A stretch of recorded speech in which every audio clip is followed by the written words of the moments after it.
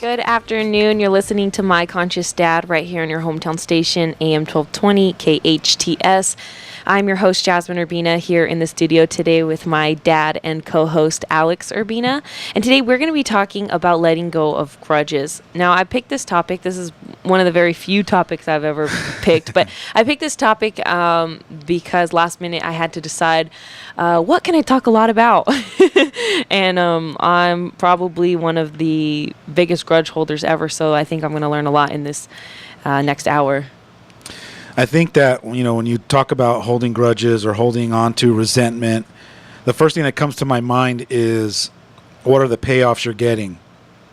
A lot of times when we, hold on to things that we don't, that we're not willing to let go, or we harp on stuff that we can very easily just, let go and step left and keep moving forward.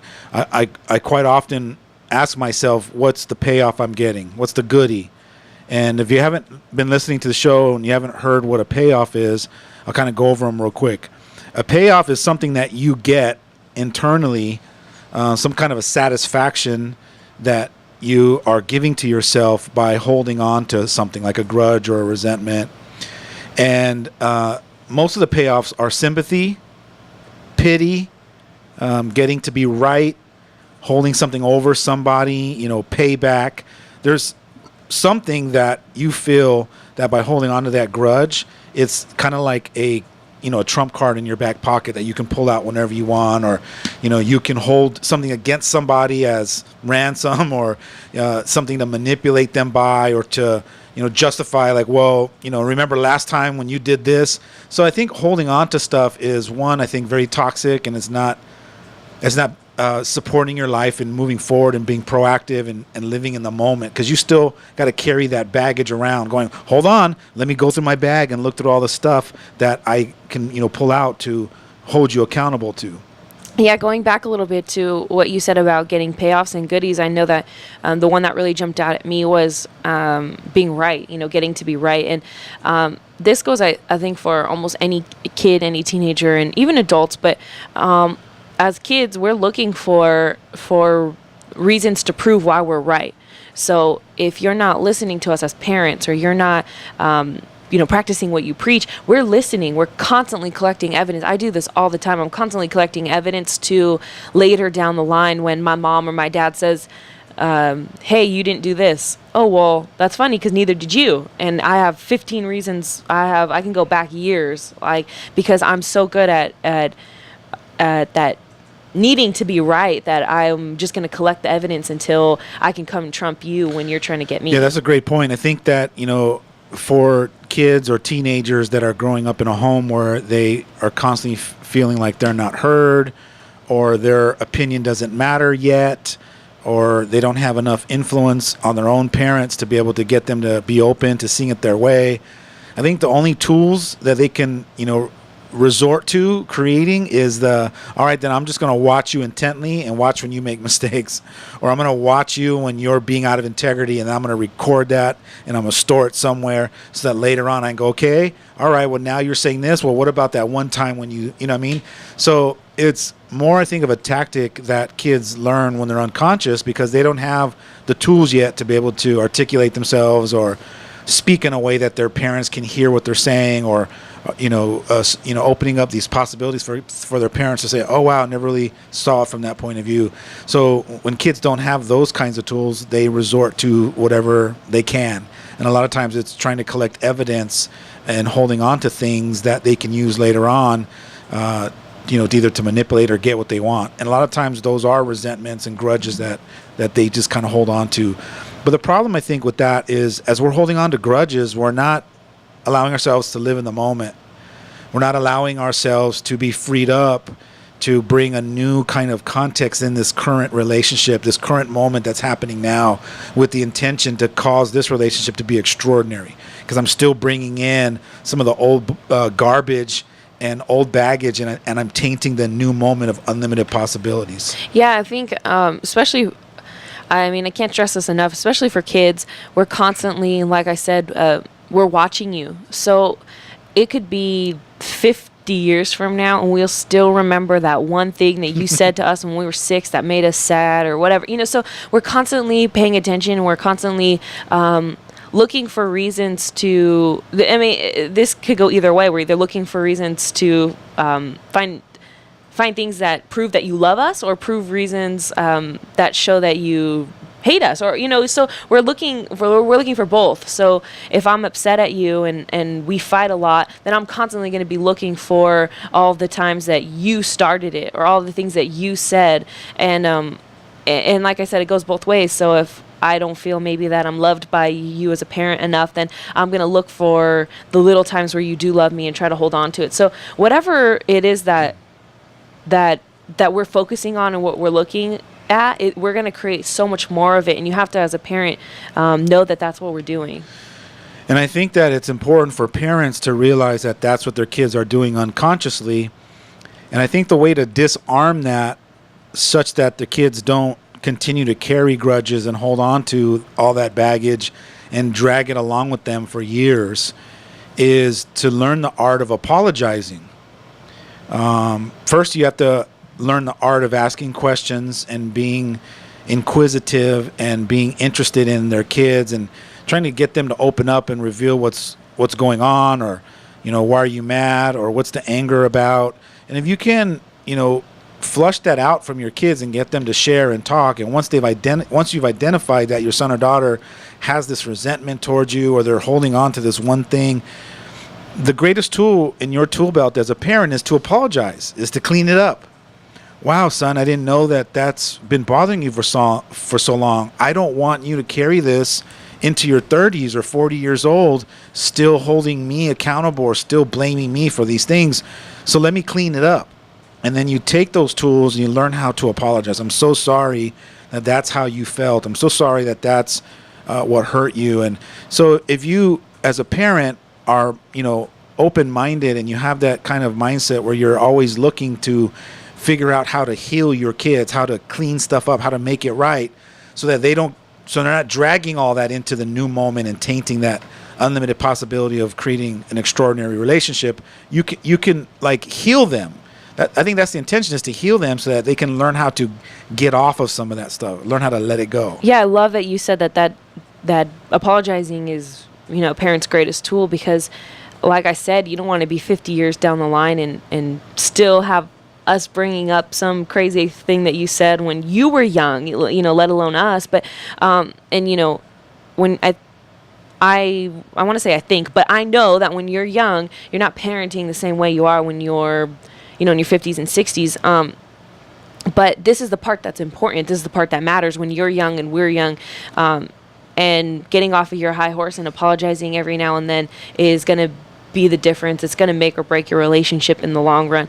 I know that in our family, after some stubborn fights, probably, a couple hours or a couple of days, eventually we get around to apologizing. But I also know that if you weren't the kind of man or the kind of father that apologized frequently, even if it's not necessarily for something that you did, sometimes you'll apologize simply for the event that happened. I'm sorry that it unfolded like this, and I'm sorry that I let it happen like this. And sometimes it's things that I do, and I'm, when you leave, I'm sitting in my room like, wow, that whole thing was my fault. I should be apologizing.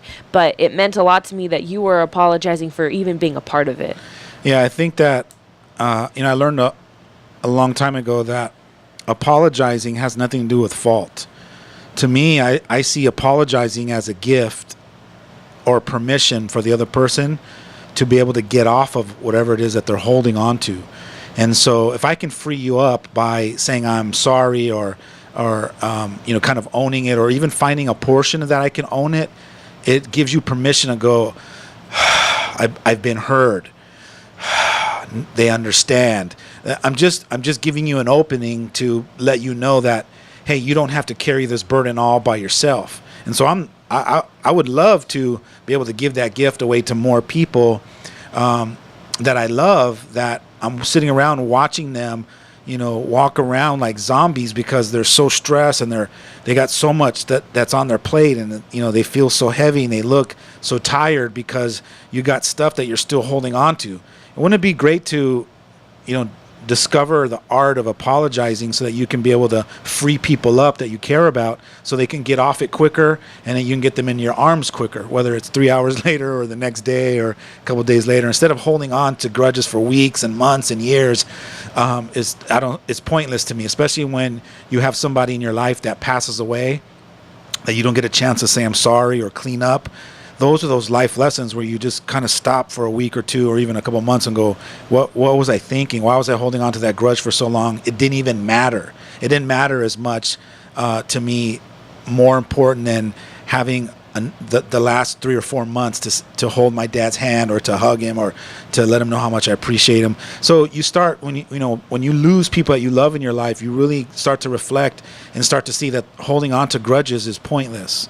And so you start to learn how to figure out how to get off them quicker.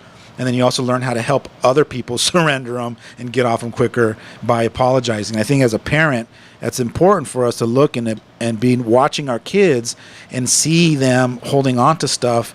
You got to already assume that they're holding on to a lot of baggage. And it's your job to open up a safe environment to get them discuss that. A lot of times they're not going to tell you. I don't know how many times I've asked you, like, I think it was a week ago I came up to you and I was giving you a hug in the office. You're like, stop, Dad. I knew you were onto something. I knew it was something you were holding on to. But in that moment, I couldn't figure out how to show up in a safe, loving space that you saw that I was your friend and I wanted to help you. So after 3 or 4 attempts, I could tell I wasn't going to go anywhere. So I just chose to get off it and not take it personal and all that kind of stuff, and then give you your space. But that's, I think as a parent, that's your job, is to try to always be watching your kids and asking yourself, are they on something? Are they stuck on something? And if they are, how do I help them get off of it so they can free themselves up? Yeah, and I really love that you said that apologies aren't, necessarily about admitting fault, because that's almost entirely what we think it's about. Yeah, we've been trained to think like, a lot of parents, I'm like, when I start talking about the art of apology, they're like, yeah, but then if I do that, they're going to think that it's my fault. And we open up this whole new discussion that's not what it means. That's what you've been trained to think. That's what your ego believes. Your ego believes that if you apologize, they're going to go, see, I told you it was your fault, and then that they're going to use that to manipulate you, and then now they've got you, like they've seen your weakness now. And that's all fear-based. And 9 times out of 10, that never happens. What happens is, from the parents that are willing to apologize for their part, or even a part that they can't own, it's actually inspiring. Kids love that when a parent says, I'm sorry, and owns it, even when it's actually the kid's fault. It's kind of like you said, like, I'm sitting there going, why is he apologizing when... Yeah, and like I said, it's really powerful, because I'm sitting there and I don't know, I'm going to paint a picture that I'm sure every single teen has gone through. Even as an adult, you can remember being a teen like this. But, I'm sitting in my room and I'm beating myself up like, oh my God, we just had the weirdest fight over nothing, in the kitchen, and they're out there, I'm in here, and I'm upset and everything. And I'm thinking, okay, well, if I go out and I apologize, then they're going to say it's my fault. And, I sit there and I play with it so long, but because you've practiced it for so long, it doesn't take as long for you. So for me, where it takes a day or so to come and apologize, it only takes you 15, 20, 30 minutes, an hour, whatever. So that's usually what happens. You come in my room and apologize, and I'm like, I was just sitting in here for an hour thinking about how I'm going to go out there and apologize, and he's apologizing. So, and then it opens up because you've apologized. Now I don't have to wait the whole day. I wait, 10 seconds after you to say, you know what, I'm sorry, it was my fault. So here's the trick. There's 2 tricks to this. When you want your kids to apologize or take ownership or responsibility for it, the trick is that you have to do it first as the parent. So you walk in, and if you want to hear an apology from your kids, or you want them to see it from the responsible version of how they owned it and how they created it, you actually have to do it first. You go in and you own it. Hey, I'm sorry that you got upset at me. Maybe I should have said it in a softer tone. Or you have to kind of reverse it so that you show them what an apology looks like. Because I think we live as parents, we live in the illusion like our kids know how to apologize. They know, like, we live in this misbelief that our kids know how to take responsibility for their actions. They don't. Or otherwise, if they did, they would be showing you that. So with that being said, I need to remind you, mom and dad, it's because obviously you haven't taught them how. So it's a great opportunity for you to walk in there and show them what it looks like from your version, from you taking accountability for it. Now what happens is they go, wow, like you said, wow, like here I am trying to reflect on, how I was going to own up to it or clean it up. Some kids aren't. Some kids weren't even at that point that you're talking about. They're still upset. But what it does is for the very first time in their life, they go, oh my God, that's cool. I like that. And they're doing it unconsciously. And then you do it a second time and a third time and a fourth time. There's always this pivotal moment, whether it's the 7th time or the 20th time or the 50th time. There's a pivotal moment where all of a sudden you're like, you guys, let's say you and your son or daughter have a spat, and he or she goes into the room, and you're getting ready to walk in for the 20th time to go apologize, and she comes out, or he comes out, meets you in the hallway, and he goes, hey mom, you know what, I just want to apologize. And all of a sudden you're going to go, whoa.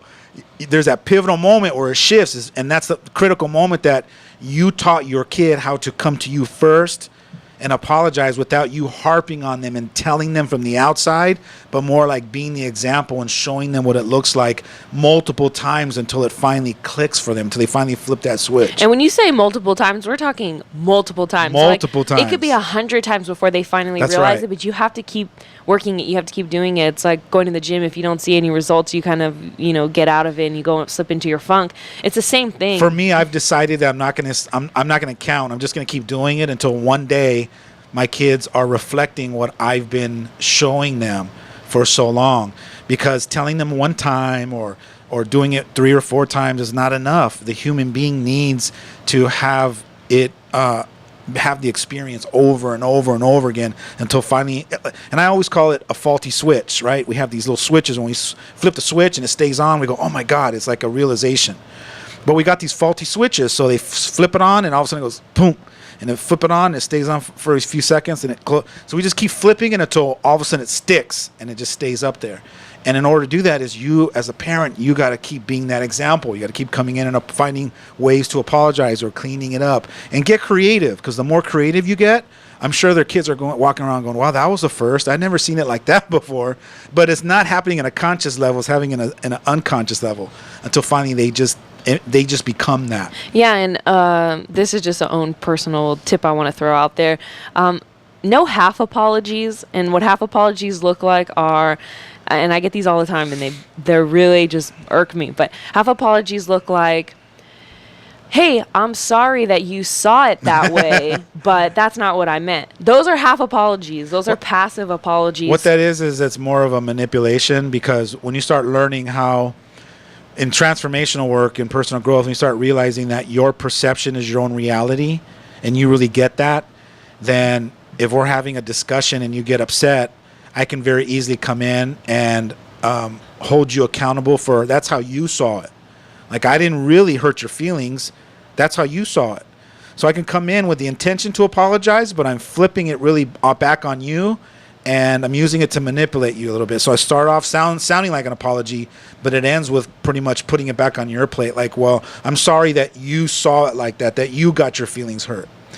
And that if you have someone that's really wise and sees that, your apology didn't land at 100%. It landed like, it probably fell flat, because they know that wasn't a real authentic apology. Real authentic apology is owning it from 100% from accountability for how I said it. Hey, if I said it like that and that's how you interpreted it, then I get that that's how you feel, that you're sad or hurt your feelings, because I validate that what you see is real and it's real for you. And I'm going to look at how I can say it in a different way that it doesn't touch you, or tag you in a certain way. And just own it. Just go, I need to start learning how to say it in a way that comes from a caring place, or it comes in a little softer. Yeah, and I think when it comes to either defending yourself or explaining yourself after situation, it's not, the apology time is not the time to do it. There's the apology, and then later, if you guys want to go into everything that happened, you want to talk about it, and you want to try to fix it and all that, that's when you can bring all that stuff up. I love that you said that. Actually, an apology, there's like in a cleanup, because there's an apology and then there's a cleanup. There's two distinctive things. The apology comes inside of a cleanup, but in a cleanup session, there might be a 2 or 3 phase process. The apology might be the first phase. After the apology, Now you have them open up again. Their walls came back down. Now you do the discussion of what you were saying and how it got misinterpreted. So there's a 3-part process in the cleanup session, but the apology would be the first part of it. There's 2 more components that you got to get through for you guys to be able to walk out of there hugging each other, having surrendered it and leaving it behind, and then you guys moving forward with a new intention and a clean slate. Yeah, there's a little bit more I want to add to that, but we got to take a break, so we'll Sounds be good. right back. Stay tuned for more of My Conscious Dad right here on your hometown station, AM 1220 KHTS.